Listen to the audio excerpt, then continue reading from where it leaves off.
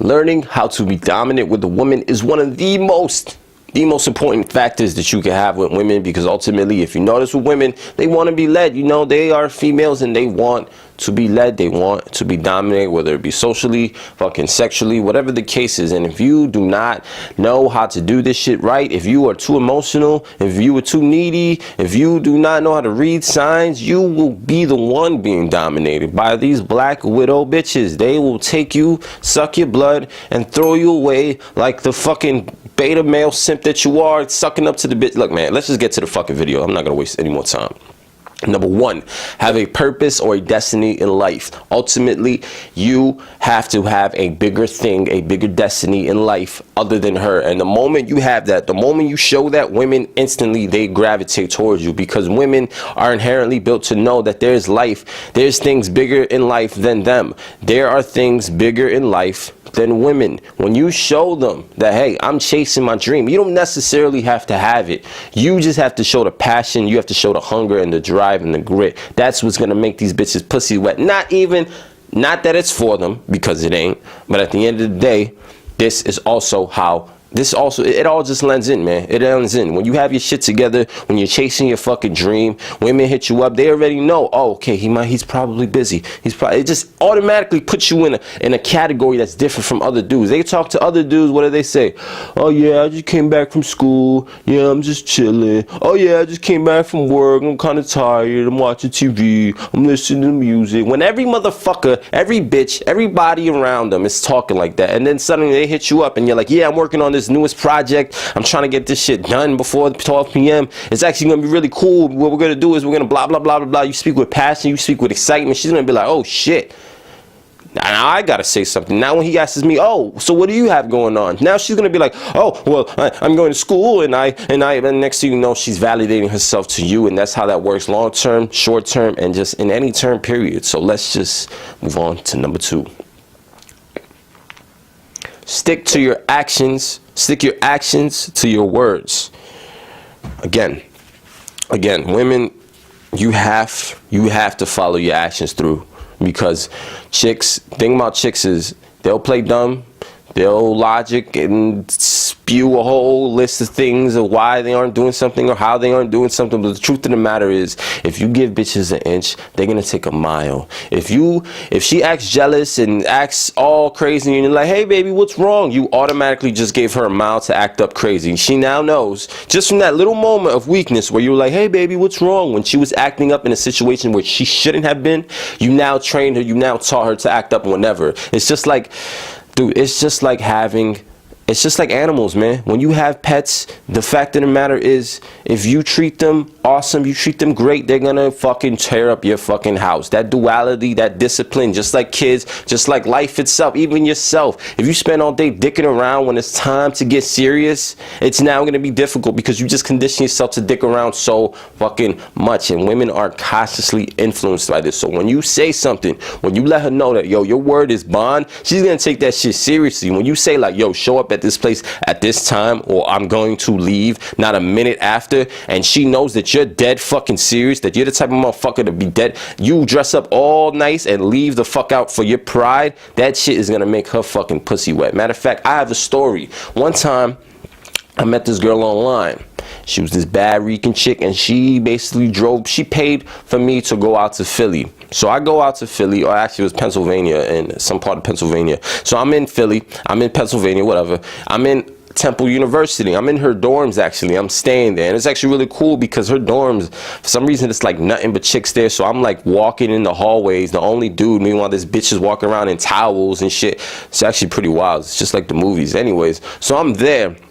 And to be honest, this chick was a bit of an ADD fucking knucklehead, and I knew that shit even beforehand. So when I went out there, I knew it was a risk, but I took it anyway, because I was like, yo, it's an invention, man. Like, hey, this is what the fuck because I was, at the time, I was so bored of hitting up bitches online during certain nights where it was dead or whatever. I started hitting up bitches online from other states, and that was a great opportunity for me to travel to other states, and I never even thought of that, and that's just one thing to consider if you're ever bored. But I was in that fucking dorm, and we was just going at it. We was fighting, every little thing, bickering. It got to the point where I didn't even want to fuck the bitch. My dick was literally not getting hard because she was annoying the fuck out of me. And then she was getting annoyed that my dick wasn't getting hard, which was just annoying me even more. So it just ended up becoming this process over and over where we would have sex, then argue, have sex, then argue, whatever the case. So eventually it got to the point where I think at some point I called some bitch and started talking to the bitch right in front of her, right in front of the room to spite her. Then she called some dude and started talking to him right in the room to spite me. And then after a while I was just like, you know what? This is fucking stupid. I'm just gonna fucking leave. And my fucking train, I think it was basically the next day in the middle of the afternoon, and I was there, and I was just supposed to stay that night and then I could leave. I was so irritated, I was like, fuck this, I'm leaving. And when I said that, when I was basically like, yeah, I'm gonna leave, I don't really have nowhere to go, but I'm just gonna leave because I'd rather be anywhere else than here. I don't give a motherfuck. I don't care if I have to huddle up with a fucking bum on the street for the night. I don't give a fuck. I had that pride where I'm like, I don't give a fuck. You bitch, you disrespect me, or I'm in a situation where I don't want to be, and I'm not gonna be in that fucking situation. The moment she saw that conviction in my eyes, instantly I could tell she wanted me. Instantly I could tell she wanted me to stay. But chicks, again, they're very passive and they're very prideful. So a lot of times they're not gonna pull the trigger, but I could see it in her face that, yo, she wanted me to stay. She probably would have fucked my brains out right then and there. And then afterwards, weeks after, she told me on the phone, she basically told me how no, this is a quote unquote, no guy has ever done that. No guy that I ever dated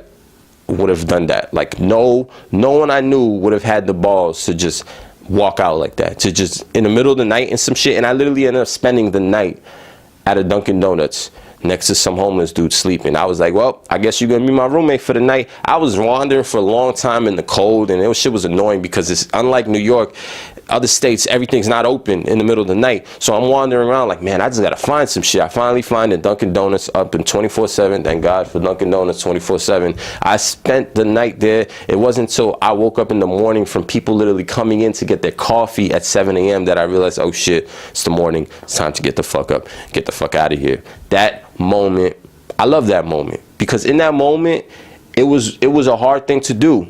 It wasn't easy, and in that moment it tends to be a hard thing to do, but later on when you look back on it, you feel so much fucking pride knowing that you put that, knowing that when you leave this earth, people gonna know, Lord, that motherfucker, yo, that dude Jin, like, he was serious. When he said some shit, he meant it and he went for it. Whether it failed, whether it won, whatever the case is. And bitches, ultimately, they respect that. They respect that shit. When you follow your actions, when you follow your words, when you have that conviction where it's like, bitch, I'm not playing. And it's not necessarily an emotional thing either. It's not like, don't fucking do this ever. All right, well, it's nothing like that. When you're calm, when you speak to them, matter of fact, that is actually the third step. The third one is to have a poker face and a poker voice. What I call the poker voice is a neutral voice that is flat, has no emotions, and you can tell the inflections are all deep. They end low. They do not end high. They don't be like, hey, how are you? None of that shit. When you have that poker face, that poker voice, where you can speak to a girl, where you can check a chick, that's what I call the G-check voice and face. When you have the G-check voice and face, you can G-check bitches at any opportunity, any moment, any point, early in the relationship, later in the relationship. When you have that moment where she knows, oh shit, this is his serious face. He's not getting angry. Like, when he's angry, that's not when he's serious. When he's serious is when he's like this.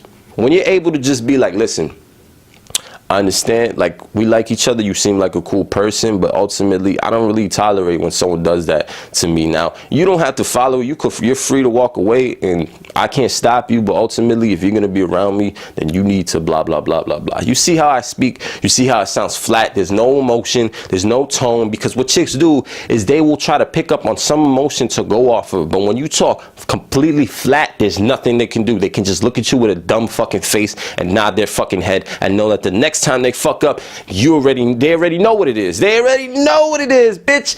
I'ma kick your ass out the door. Bitch, you gonna have to live on a couch with Dave Chappelle. Fuck your couch, bitch. That joke ain't even really make sense. Fuck it.